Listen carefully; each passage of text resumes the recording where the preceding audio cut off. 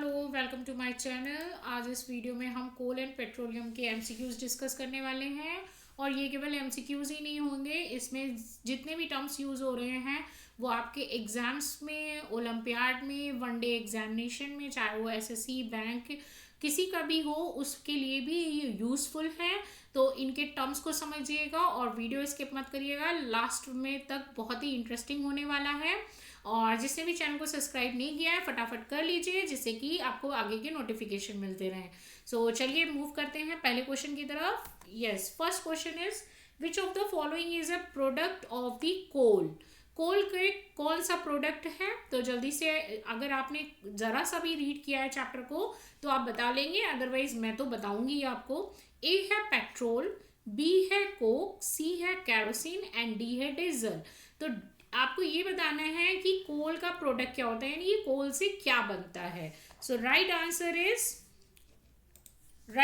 Is Coke. देखिए, Coke और कोल, कोल जो होता है ना वो एक प्योर जो रॉ मटेरियल टाइप है, यानी कि जो बिल्कुल सरफेस से अंदर से निकाला जाता है, राइट। और इसको प्रोसेस करके क्या बनाया जाता है? Coke, right. So which gives the products like a Coke, coal tar and the coal gas. Coke is almost pure carbon and used in the industries. ये पिक्चर मैंने इसलिए लगाई हुई है जिससे कि आप जो चीज़ विजुअल करते हो, जैसे आप स्टोरीज देखते हैं टीवी में, मूवीज देखते हैं या कार्टून्स देखते हैं, तो वो चीज़ें जब आप देख रहे होते हैं तो माइंड में सेट हो जाती हैं। सो ये इसीलिए मैंने यहाँ पे पेस्ट की हुई है पिक्चर, ताकि ये आपको समझ में आए कि अरे ये चीज़ होती क्या है। ये आपने कभी ये देखी भी है या नहीं देखी, अगर देखी है तो आप समझ लीजिए कि इसको कोक कहते हैं। ओके, सो नेक्स्ट है हमारा petroleum is found between the layer of. Petroleum किसकी लेयर के बीच में होता है? सो ऑप्शन है ए सॉइल, बी है सैंड, सी है रॉक्स एंड डी है water, right. So right answer is rocks. Rocks की लेयर्स के बीच में पेट्रोलियम जो होता है वो फंसा हुआ होता है। ऐसा नहीं है कि बिल्कुल ही लेयर्स में है। उसको ये पेट्रोलियम जो है वो रिफाइनरीज में प्योर किया जाता है, यानी कि उसका एक्सट्रैक्शन किया जाता है। So it is trapped between the layer of the porous rock. Okay, यहाँ पे जैसे सॉइल का इरोजन होता है, एक तरफ से सॉइल दूसरी तरफ प्लेन्स में जाके रहती है, तो सॉइल की ये लेयर्स बनती जाती हैं। और मैंने आपको फर्स्ट वीडियो में भी एक्सप्लेन किया है कि यहाँ पे जो ये क्रूड ऑयल बनता है तो वो कैसे बनता है। लाखों करोड़ साल पहले, जो आपको बताया था 10 मिलियंस ईयर्स एगो, राइट। तो वहाँ पे क्या है, डेड प्लांट्स और एनिमल्स के डेड रिमेन्स जो हैं वो बरीड हो गए थे, यानी कि वो नीचे जब इन लेयर्स में फंस जाते हैं तो धीरे धीरे ड्यू टू हाई टेम्परेचर और प्रेशर क्या बनता है वहाँ पे? Crude oil. ओके, जिससे कि ये पेट्रोलियम और डीजल और ये सब वगैरह बनता रहता है। नेक्स्ट है which of the following is use for the road surfacing. Road surfacing मतलब रोड को बनाने के लिए क्या यूज होता है? ए है कोक, बी है बिटुमेन, सी है पेट्रोल एंड डी है एलपीजी। देखो भाई, ये ऑप्शन तो कैंसिल ही कर दो। इनसे अगर बनाया गया ना तो भाई आग लगनी है आपके व्हीकल्स में, ठीक है, जल जानी है, कुछ नहीं होना है, आप चल ही नहीं पाओगे। एंड फर्स्ट है कोक। तो कोक आपने देखा है क्या? आपने कभी इस कलर की रोड देखी है? So answer must be bitumen. आपने जब भी कभी अगर ऐसे रोड बनते हुए देखा होगा तो देखा होगा कि वहाँ पे पहले स्टोन्स और ये सारी चीज़ें मिट्टी विट्टी लगाई जाती है, उसके ऊपर ये इस तरीके का लिक्विड डाला जाता है जिससे कि सारे स्टोन्स वगैरह आपस में चिपक जाए। तो ये क्या होता है? Bitumen. A petroleum product is use for the making roads. Okay, next है which fuel is commonly use in kitchen, right. तो किचन में कौन सा फ्यूल यूज होता है? खाना बनाने में घर में कौन सा यूज होता है? ए है कोल, बी है पेट्रोल, सी है एलपीजी एंड डी है कोक। देखिए, कोक का आप यूज़ ना बारबेक्यूनेशन और कोई चीज़ रोस्ट करने के लिए आप थोड़ी देर के लिए तो यूज़ कर सकते हो, और रूरल एरिया में करा भी जाता है, बट मोस्टली यूज़ किसका करते हैं? देखो, पेट्रोल का तो करेंगे नहीं, वे पेट्रोल से कोई भी खाना नहीं बनाता आई थिंक। कोल, कोल एक क्रूड और रॉ मटेरियल है तो उससे भी नहीं कर सकते। तो बचा क्या हमारे पास? एलपीजी। यस। एलपीजी क्या है, फुल फॉर्म देखिए आप याद कर लीजिए, liquefied petroleum gas. This is very important, it is very common question in the UPSC exam, PCS exam और वनडे एग्जाम, एसएससी हो गया, बैंक हो गया, इसमें भी पूछा जाता है एलपीजी स्टैंड फॉर। कॉमन से क्वेश्चन है, इसीलिए मैंने बोला आपको कि वीडियो बहुत ही अच्छा होने वाला है, तो आप इसको प्लीज देखो लास्ट तक। इसमें बहुत सारे टर्म्स ऐसे आएंगे जो आपको पक्का मिलेंगे अपने एग्जाम्स में। So LPG is a liquefied petroleum gas, is widely use for the cooking because it burns cleanly. ये इसकी बहुत ही कैलोरीफिक वैल्यू बहुत ही हाई होती है, यानी कि ये ज़रा सा भी इसको जलाने पे ना ये हीट बहुत ज़्यादा देता है। इसीलिए अब अगर ज़्यादा हीट दे रहा है तो ऑब्वियसली इसी को ही यूज़ करेंगे, कम वाला क्यों यूज़ करेंगे, राइट। एक और मैंने कल बताया था CNG, लास्ट वीडियो में ये डिस्कस किया। CNG रिकॉल करिए, compressed natural gas, right. Compressed natural gas कहाँ यूज हो रही थी, व्हीकल्स में, ठीक है, जहाँ पे पोल्यूशन फ्री व्हीकल्स हैं तो उनमें क्या यूज होता है, CNG। नेक्स्ट है the major constituent of the natural gas. Natural gas में सबसे ज्यादा क्या होता है, किसका कंटेंट होता है, A इथेन, B है मीथेन, C है प्रोपेन और D है ब्यूटेन। तो आंसर मस्ट बी मीथेन। क्या होना चाहिए, मीथेन। ये आप यहाँ पे पिक्चर में देख सकते हो, मीथेन कितना परसेंट है भाई वॉल्यूम से, यानी कि 85 से ज़्यादा। ये क्रोकोडाइल माउथ का मतलब समझते हैं ना आप, जिधर बंद होता है उसका मतलब ये 85, यहाँ अगर कोई भी वैल्यू है तो वो 85 से ज़्यादा होगी, यानी कि जब ग्रेटेस्ट नंबर की तरफ ना ये माउथ ओपन रहता है। So natural gas mainly contains methane, यानी कि CH4, okay, which is a clean fuel. Explanation इसलिए दी हुई है ताकि आप अपने वेरी शॉर्ट आंसर्स को प्रिपेयर कर लो, ओके। नेक्स्ट है which of the following is not a fossil fuel.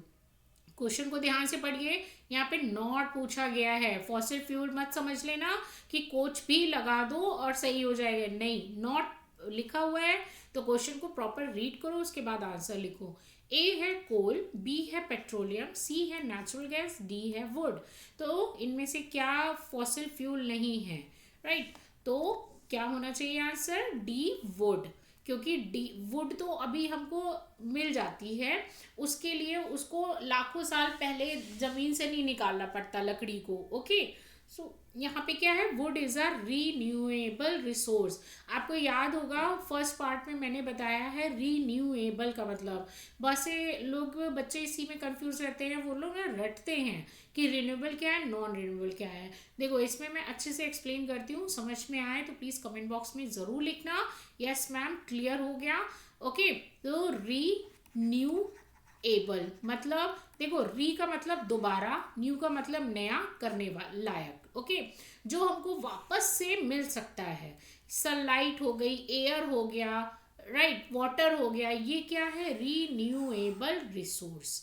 अब नॉन रिन्यूएबल क्या होते हैं, जिनको आप दोबारा नहीं क्रिएट कर सकते। भाई अगर बोलेगी पेट्रोल और कोल को दोबारा क्रिएट करना है तो अभी से अगर करोगे, वो उनको डीप बरीड करोगे ज़मीन में, अर्थ में, सॉइल में, तो वो करोड़ों साल बाद मिलेंगे।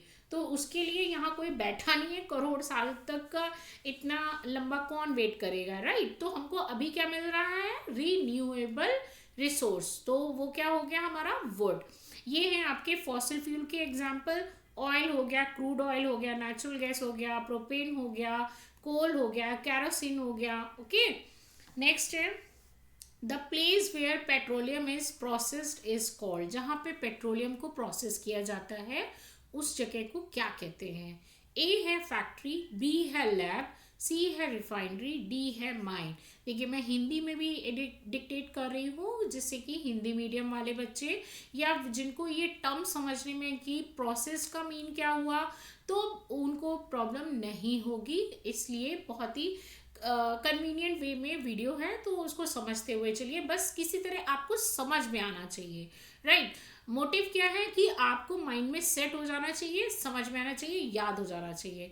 सो आंसर इज, ऐसी जगह को क्या कहते हैं, रिफाइनरी, जहाँ पे पेट्रोलियम को रिफाइन किया जाता है और उससे अलग अलग प्रोडक्ट्स डिराइव किए जाते हैं, बनाए जाते हैं।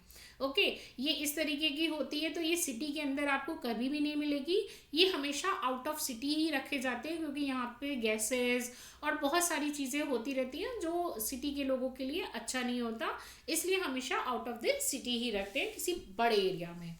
नेक्स्ट है, which of the following is a heaviest fraction of the petroleum.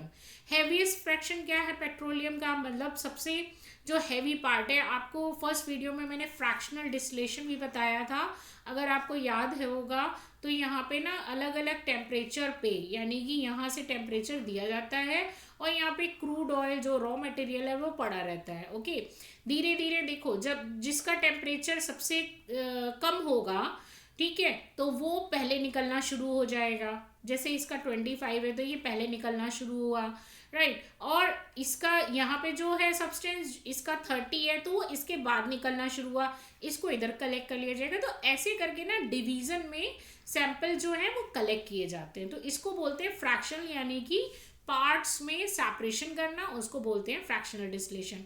तो हैवीएस्ट पूछ रहे हैं, यानी कि यहाँ सबसे नीचे क्या मिलेगा। ओके, सो देखिए, ए है एलपीजी, बी है पेट्रोल, डी डीजल और सी डीजल और डी बिटुमेन। तो क्या मिलेगा यहाँ सबसे नीचे, आंसर है बिटुमेन। देखिए यहाँ पे अभी मैंने आपको एक्सप्लेन किया कि जैसे ये इसका 25 डिग्री सेंटीग्रेड है और ये हमको ऊपर मिल जाएगा। धीरे धीरे फिर जैसे ही 30 डिग्री सेंटीग्रेड हुआ, यहाँ पे तो पेट्रोल कलेक्ट कर लिया जाएगा। फिर उसके बाद यहाँ नेफ्ता का जो भी टेम्परेचर होगा, वो धीरे धीरे नेफ्ता उस टेम्परेचर पे निकलेगी उसके बाद में, तो वो कलेक्ट हो जाएगी। तो इस तरीके से लास्ट में क्या बचता है भाई, बिटुमेन। क्या बचता है, bitumen is the heaviest and the thickest fraction obtain from the petroleum. और मैं रिकॉल करा दूं, बिटुमेन और कहाँ यूज हो रहा था, आपकी रोड सरफेसिंग में, जो आपके घरों के बाहर रोड निकलती है ना, जिस पे आप ट्रेवल करते हो, स्कूल जाते हो या कहीं पे भी ऑफिस जा रहे हो, तो वो रोड की सरफेसिंग किस पे होती है, बिटुमेन से। नेक्स्ट है, which of the following is a heaviest fraction of the petroleum. यहाँ पे देखिए फिर से मैंने एक्सप्लेन किया हुआ है, एलपीजी, सॉरी, नेक्स्ट है, burning of fossil fuel increases. Fossil fuel के बर्न होने से क्या बढ़ता है, ए है ऑक्सीजन, बी है नाइट्रोजन, सी है कार्बन डाइऑक्साइड एंड डी है हाइड्रोजन। तो फॉसिल फ्यूल क्या थे हमारे, पेट्रोल, डीजल, कोल, ये पेट्रोल, डीजल और कोक। तो ये इनसे, इनको जलाने से क्या बढ़ता है, oxygen, nitrogen, carbon dioxide and hydrogen. So answer is carbon dioxide. देखिए आपको भी पता है कि जो पेट्रोल और डीजल है, दिल्ली में क्या चलता है, इवन ऑड, क्योंकि उन पेट्रोल और डीजल वाली जो कारें हैं वो क्या प्रोड्यूस करती है, कार्बन डाइऑक्साइड, जो कि एयर पोल्यूशन में तो है ही है इन्वॉल्व, ऊपर से ग्लोबल वार्मिंग भी, यानी कि अर्थ के टेम्परेचर को बढ़ाती हैं, राइट। सो इसलिए इनके यूज़ पे भी कंट्रोल किया गया है, इवन ऑड का सिस्टम चलाया गया है। और मोस्टली अब व्हीकल्स जो होते हैं वो सीएनजी वाले हैं और या फिर इलेक्ट्रिक वाले हैं, ओके, जिससे कि पोल्यूशन ना हो। नेक्स्ट है, which of the following is used as a fuel in aircraft. मतलब एयरक्राफ्ट जैसे जेट प्लेन हो गया, एरोप्लेन्स हो गए, उनमें से कौन सा फ्यूल यूज़ किया जाता है उनको चलाने के लिए, उनको कंडक्ट करने के लिए।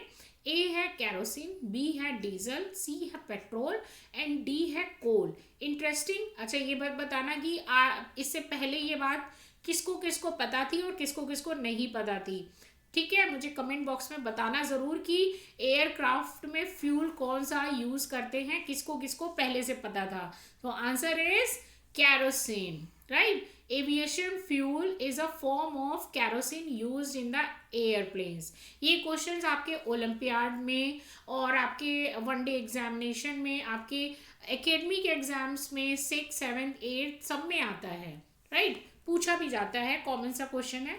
नेक्स्ट है, producer gas is mainly a mixture of, देखिए ये मैंने क्वेश्चन यहाँ पे इसलिए रखा हुआ है बिकॉज ये एनसीईआरटी में भी इसको मेंशन किया गया है, फॉर्मूला दिया है नहीं दिया है that is another thing, but ये एनसीईआरटी के साथ साथ जो दूसरी बुक्स अलग अलग स्कूलों में रेफरेंस चलाई जाती हैं वहाँ पे ये पूरी तरह दिया हुआ है। इसलिए आप अगर ओलंपियाड भी दे रहे हो या एग्जाम की भी प्रिपरेशन कर रहे हो ना तो ये इंपॉर्टेंट है।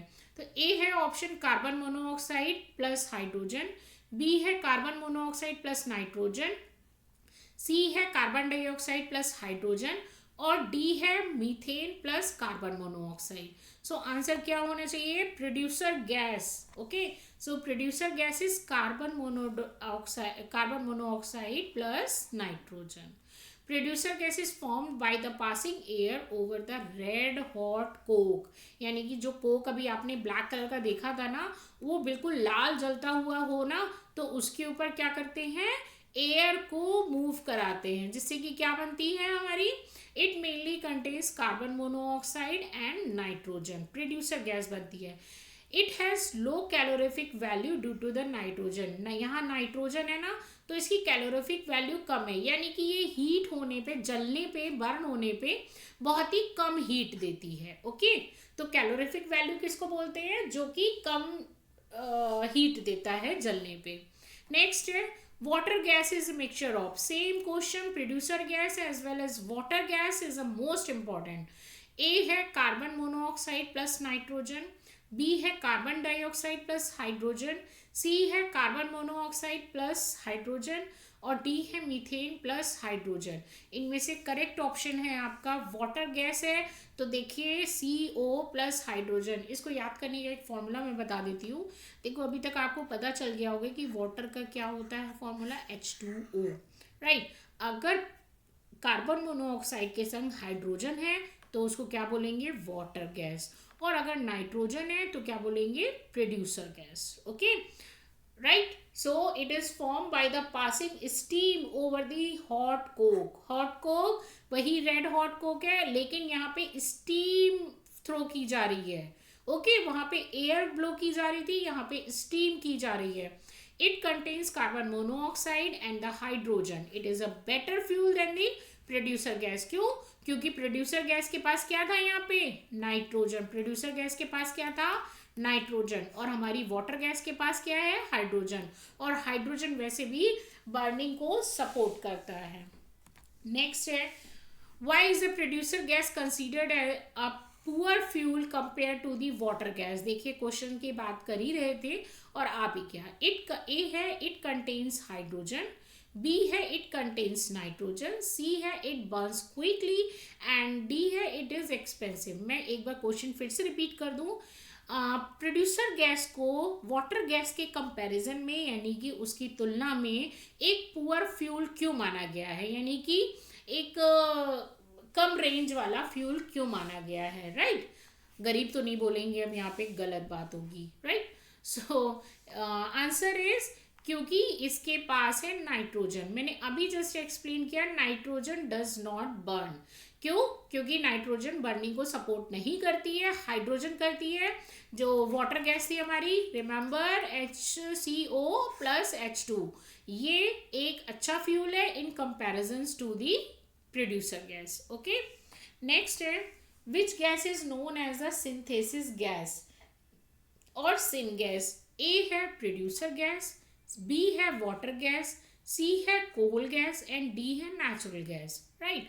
तो इनमें से आंसर क्या है, yes, water gas is also known as the syn gas और सिंथेसिस गैस, क्योंकि ये कई सारे और केमिकल्स बनाने के काम में आती है जैसे कि मीथेनॉल, इथेनॉल। तो किसका यूज होता है, वाटर गैस का, राइट। नेक्स्ट है which process increases the efficiency of coal as a fuel. Coal को अच्छा फ्यूल बनाने के लिए इनमें से कौन सा प्रोसेस यूज होता है। ए है बर्निंग डायरेक्टली, बी है कार्बोनाइजेशन, सी है क्रशिंग एंड डी है कूलिंग। सबसे पहले तो ये समझ लीजिए कोल बना कैसे, कि आपको भी मैंने जस्ट एक्सप्लेन किया बहुत साल पहले जो हम प्लांट्स और एनिमल्स सॉइल में नीचे डीप बरीड हो गए हैं, तो वो ड्यू टू हाई टेम्परेचर और प्रेशर क्या बन गए हैं, वो एंथ्रासाइट वाली फॉर्म कोल।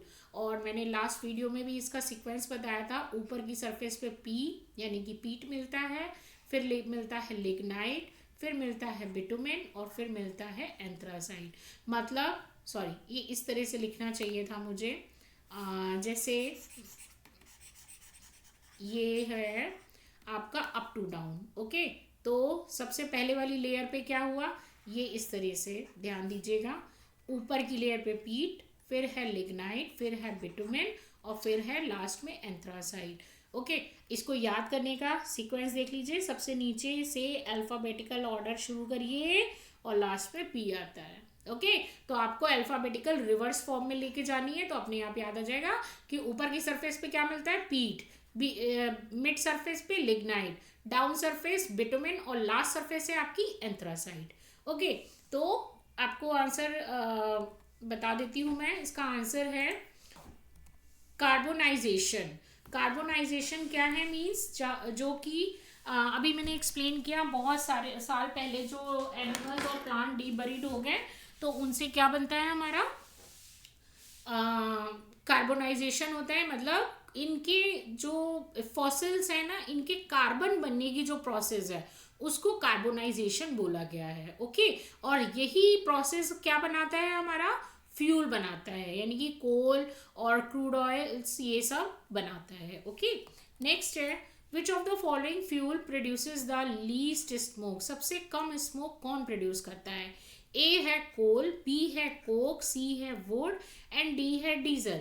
तो सबसे ज़्यादा यहाँ पे लीस्ट स्मोक मतलब सबसे कम धुआं देने वाला कौन है। ओके, अभी हमने फर्स्ट डिस्कस किया है कि बारबेक्यू नेशन या घरों में जो खाना, जैसे आप कभी कभी मन होता है कि चलो आज टिक्का या कुछ भी बना लेते हैं, तो उसमें या कॉर्न वगैरह भुट्टा जो होता है उसको आप सेकने में क्या यूज़ करते हैं, ठीक है, तो कोक यूज़ होता है। लकड़ी जलाओगे तो बहुत धुआं होगा, यहाँ पे कोक का यूज़ करते हैं। रेस्टोरेंट वगैरह में भी कोक का यूज़ करते हैं जिससे कि धुआं बहुत ही कम हो। ओके, और ये जलता बहुत जल्दी है और इसकी हीट भी बहुत अच्छी होती है, मतलब बहुत ज़्यादा देता है। It is a almost pure carbon, so it Burns very little smoke. Okay, बहुत ही जल्दी से ये आग को कैच करता है और धुआं भी बहुत कम देता है। नेक्स्ट है incomplete combustion of carbon produces.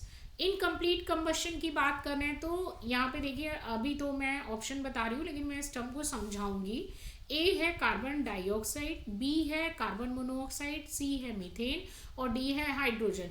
मतलब कार्बन के इनकम्प्लीट कंबशन से क्या प्रोड्यूस होता है, देखिए answer is carbon monoxide. Carbon के आपने सुना होगा, जैसे कुछ लोग विंटर्स में, जहाँ पे विंटर्स पड़ती है, वो लोग यहाँ कोयला और कोक वगैरह जलाते हैं और क्या करते हैं, रूम को गर्म करने के लिए जब रात में सोते हैं ना, तो वो ये पूरा पॉट जो है वो अंदर रख लेते हैं। और मना किया जाता है कि ऐसा नहीं करना चाहिए। क्यों, क्योंकि देखिए आप ये जब जला रहे हो ना, तो ये जो बर्निंग प्रोसेस होती है ना, वो ऑक्सीजन की प्रेजेंस में ही होती है, राइट। ऑक्सीजन नहीं तो बर्निंग नहीं होगी। आपने 6 या 5th क्लास में कैंडल वाला एक्सपेरिमेंट भी किया होगा कि एक कैंडल जल रही है, अगर उस पर आपने कांच का कोई ग्लास रख दिया उसके ऊपर, तो उसको ऑक्सीजन नहीं मिलेगी और कैंडल धीरे धीरे बुझ जाएगी। यहाँ पे भी यही सेम प्रोसेस होती है, जब तक ऑक्सीजन मिल रही है तब तक ये जलेगा, अदरवाइज क्या होगा, तब तक ये कम्प्लीटली जलता है। तब तक क्या प्रोड्यूस करता है, कार्बन डाइऑक्साइड। लेकिन जैसे ही ये जलता रहता है और आपने रूम में कोई भी विंडो नहीं खोल रखी है, राइट, तो क्या होगा, एक तो आप जब ब्रीदिंग कर रहे हो तो ब्रीदिंग के समय भी क्या मिलेगा आपको, ब्रीदिंग करने पे क्या होगा कि आप ऑक्सीजन ले रहे हो रूम की, और कार्बन डाइऑक्साइड रिलीज कर रहे हो, तो रूम में भी तो कार्बन डाइऑक्साइड बढ़ गई ना। अब इसको क्या हो रहा है, जब कार्बन डाइऑक्साइड रूम में इंक्रीज हो रही है तो इसको तो मिल नहीं रहा ना, राइट, तो इसको क्या ऑक्सीजन जो है इसके लिए बर्निंग के लिए कम होती जा रही है। तो जब कंप्लीट लिमिटेड सप्लाई में ऑक्सीजन मिलती है तो क्या बनता है, कार्बन मोनोऑक्साइड, राइट। इसको ऐसे समझ लो जैसे कार्बन डाइऑक्साइड यानी कि O ज़्यादा है तो यानी कि आपको सफिशिएंट सप्लाई मिली है, फुल सप्लाई मिल रही है ऑक्सीजन की, ओके। और अगर CO यानी कि O कम है तो क्या बन रहा है, कार्बन मोनोऑक्साइड यानी कि लिमिटेड सप्लाई। और ये इतनी पॉइजनस होती है, अगर ये रूम में बढ़ जाती है और आपने वेंटिलेशन के लिए कोई वो नहीं खोल रखा है तो आप समझिए पर्सन की डेथ भी हो जाती है, विच इज़ पॉइजनस। अक्सर ये न्यूज़ आती है कि रूम मीटर या कमरे में कुछ भी जलता हुआ रहने दिया और लोग सो गए और सुबह तक सोते ही मिले, राइट। तो ये सब मत किया करिए। नेक्स्ट है, which statement is correct about the water gas. इनमें से वाटर गैस के बारे में कौन सा स्टेटमेंट सही है। ऑप्शन ए है, it has low calorific value, it contains nitrogen, it Burns with the blue flame, it is not combustible.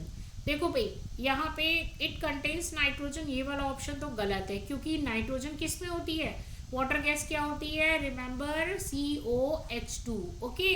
और ये नाइट्रोजन किस में होता है, प्रोड्यूसर गैस में CON2, राइट। तो ये तो गलत ही है। It has low calorific value यानी कि ये भी गलत है, क्योंकि इसमें कैलोरीफिक वैल्यू ज़्यादा होती है। It Burns with the blue flame और it is non combustible.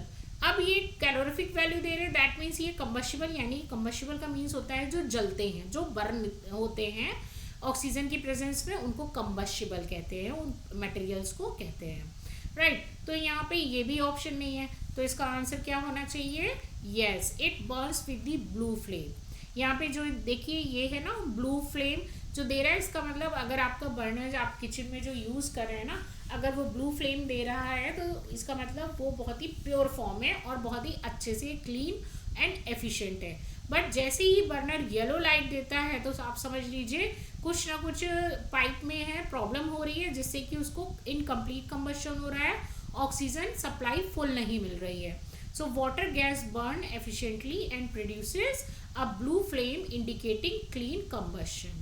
Okay, so अभी भी कुछ भी टर्म्स रह गए हों, क्लियर नहीं हुए हों, तो आप प्लीज़ मुझे कमेंट बॉक्स में लिखना, मैं उनको एक्सप्लेन करूँगी, प्रॉपर वीडियो बनाऊँगी। So thank you so much for watching this video.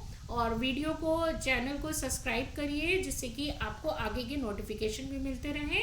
Thank you.